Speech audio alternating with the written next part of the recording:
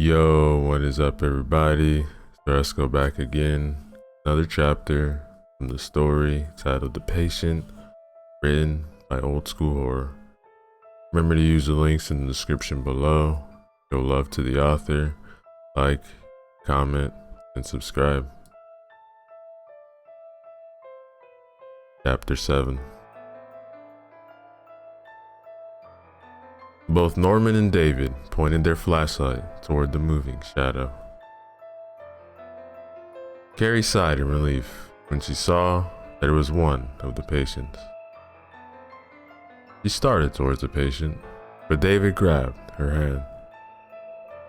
She hated his touch, but stopped. Wait, something's not alright. Carrie saw that the doctor might be right, because the patient moved in a funny way. It was more like shambling than moving. He was placing one foot before the other like a drunk person.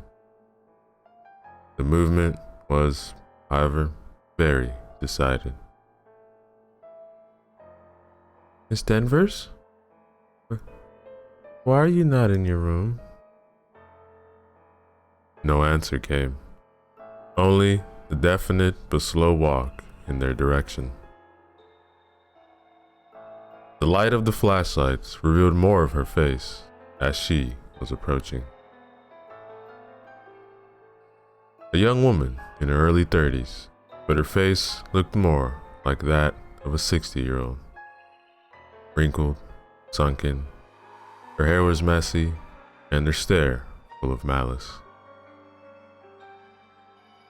The eyes seemed to be dark, but it was hard to say in the lacking lighting.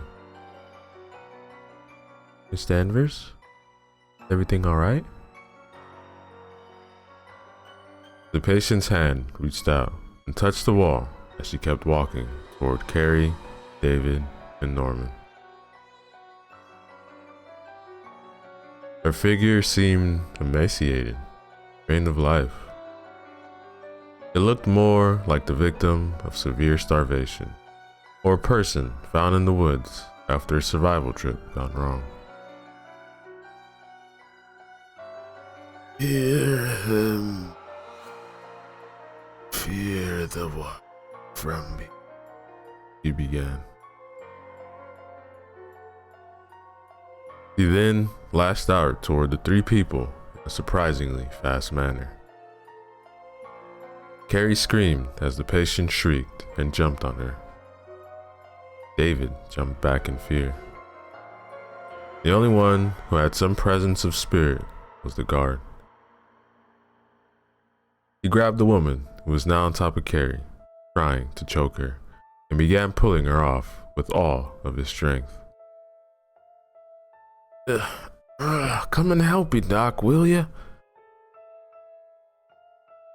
David woke from his temporary freeze and kicked the attacker in her side.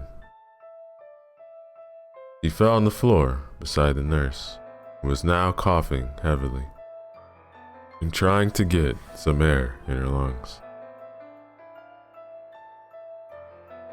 The woman prepared for another attack, but Norman was ready. He fired his pistol once. The bullet hit the patient's chest. The sound was not exactly deafening, but in the narrow corridor, the shot seemed 10 times more intense. Black blood splattered on the nearby wall and floor. It also flowed from the wound onto the white hospital gown.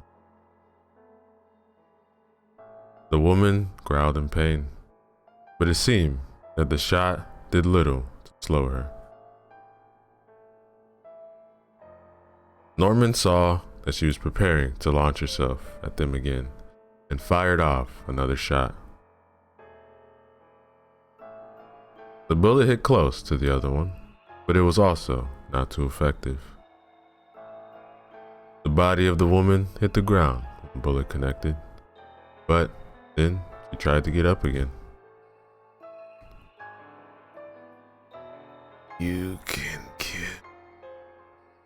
but he will raise 1,000. This world is doomed. He should have listened, and He couldn't finish, however, because Dr. Newman, ended his misery using a fire extinguisher, which he took from nearby. Blood, brains, and bone fragments splattered all across the place as the upper part of her skull caved in.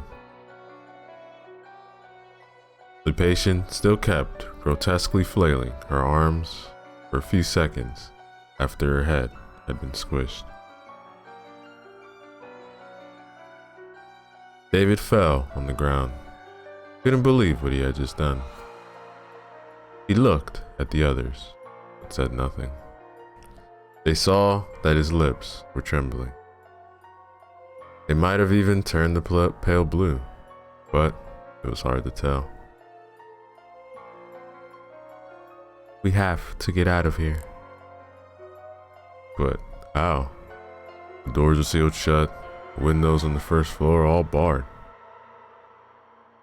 Hey, look at this, said Norman, and pointed to the woman.